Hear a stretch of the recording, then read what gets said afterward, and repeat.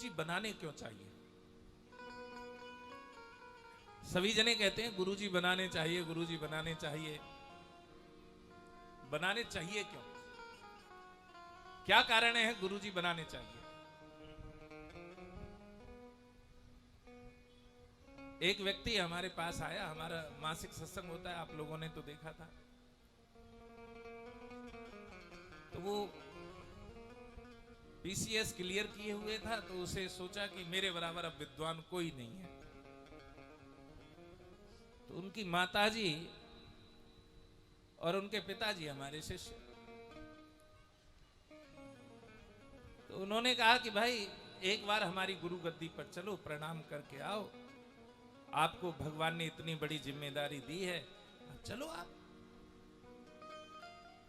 तो पहली बार तो वो आने के लिए तैयार नहीं था, और जब आ गया तो कहने लगा, महाराज मेरे मन में एक प्रश्न है। मैंने कहा क्या प्रश्न है? ये बताओ, सारे जने कहते हैं गुरुजी बनाने चाहिए, गुरुजी बनाने चाहिए, गुरुजी क्यों बनाने चाहिए? गुरुजी क्यों बनाने चाहिए?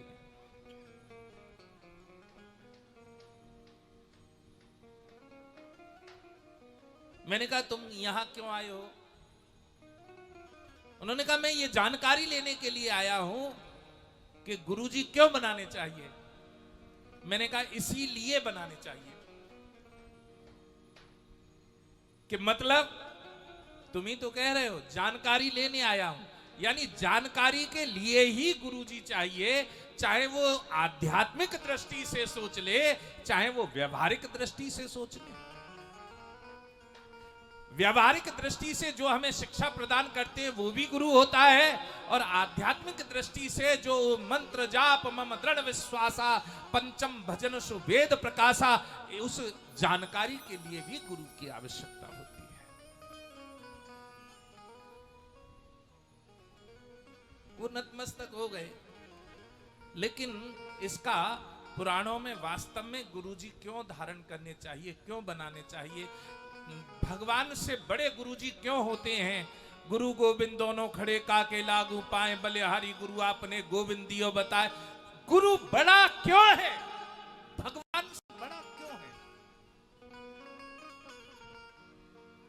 कोई तो कारण होगा। ये भगवान का रास्ता बताते हैं इसलिए बड़े होते हैं? नहीं, गुरु की एक क्वालिटी होती है, पिता पुत्र नारी पुरुष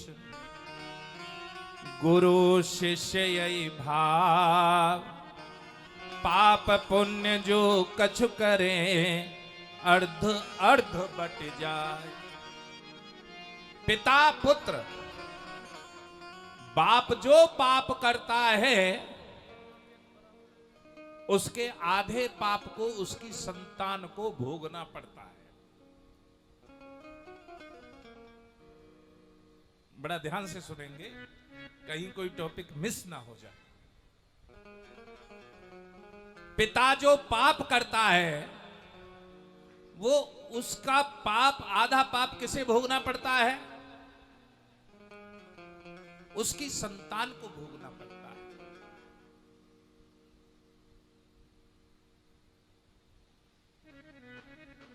पीछे का और डाउन कर दो।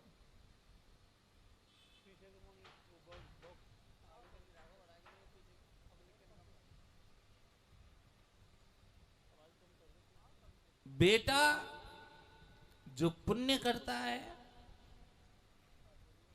उसका पुण्य माता पिता के लिए चला जाता है, इसलिए माता पिता के मरने के पश्चात पुत्र कार्य क्रिया इत्यादि कर्म करता है।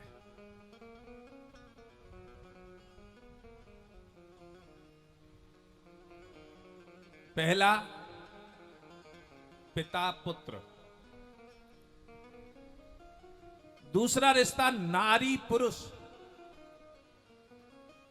पुरुष जो पाप करता है उसके आधे पाप की हकदार उसकी नारी होती है, और नारी जो पुण्य करती है उसका आधा पुण्य उसके पति के लिए चला जाता है। इसलिए माताएं व्रत, दान, पुण्य सबसे ज्यादा करती हैं। पतिदेव ना करें तो भी दुबका चोरी करती है। कारण क्या है? क्योंकि आधा पुण्य उनके पति के लिए अपने आप चला ही जाएगा।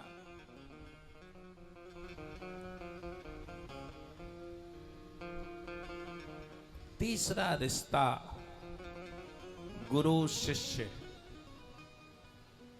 यहां उल्टा है। यदि गुरु रीझ जाए, भगवान में और गुरु में अंतर क्या है? भगवान केवल हमारे ही पाप या पुण्य का फल देंगे, अच्छा या बुरा।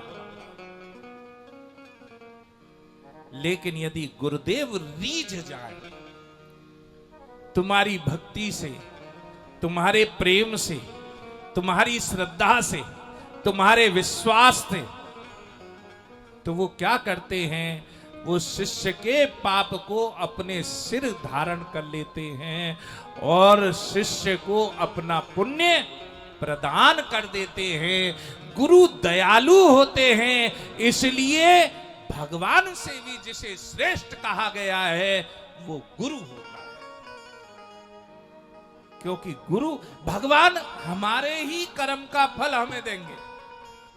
लेकिन यदि गुरु रीझ जाए, तुम्हारा गुरुदेव से प्रेम ही बहुत है, और जब तुम्हारा गुरुदेव से प्रेम हो जाएगा, तुम्हारी श्रद्धा, तुम्हारा विश्वास, तुम्हारा प्रेम, तुम्हारा भाव, तुम्हारी वंदना, तुम्हारी श्रद्धा जब प्रखर हो जाएगी, तो गुरु कृपा करके तुम्हारे सारे पापों को काट सकता है।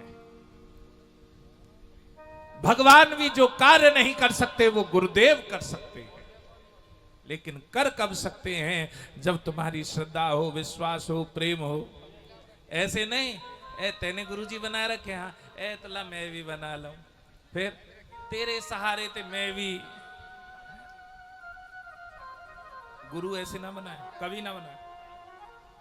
जब तक तुम्हारा अंतर मन उनके प्रति पूर्ण रूप से समर्पण भाव प्रकट ना करे, तब तक किसी के कहने में आकर या संग सहारे में आकर गुरुजी ना बनाए। ये ध्यान रखें। गुरुदेव दीक्षा जरूर लें, दीक्षा जरूर ले, गुरुमुखी जरूर बने, लेकिन इस बात का ख्याल रखें कि तुम्हारा अंतर मन उनके प्रति हिलोरे लेने लग जाए, तुम्हें उनके सिवाय कोई और दिखाई ना दे, तब दीक्षा ग्रहण करें।